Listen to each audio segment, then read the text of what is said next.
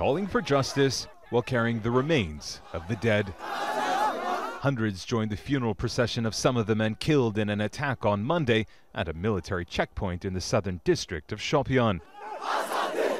The Indian Army says at least 2 of the dead belonged to the armed group Lashkar-e-Taiba, and others killed in the crossfire were civilians.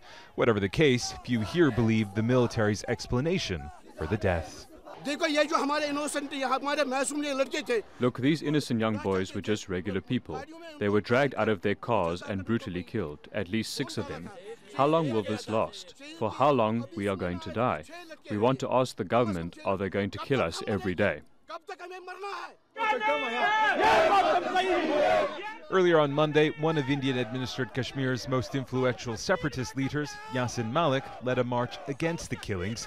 He and his supporters ignored restrictions on protests and took to the streets of the main city Srinagar, where they accused political leaders of not doing enough to prevent deaths. The killing of 3 civilians in Shopian was only meant to terrorise the people of Kashmir because it's a murder of innocents. I hold the political parties that contest the elections here responsible for this bloodbath. Malik was soon arrested and taken into police custody. Security was beefed up in Srinagar and restrictions imposed in several areas.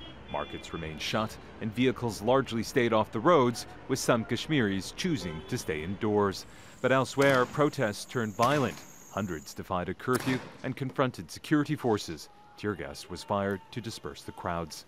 Indian government leaders accused Pakistan of training and arming separatist groups who attack the Indian Army. Pakistan denies the allegations. Since independence in 1947, the nuclear-armed neighbors have fought 2 of their 3 wars over Muslim-majority Kashmir, which both say is their territory. Imtiaz, Tyab, Al Jazeera.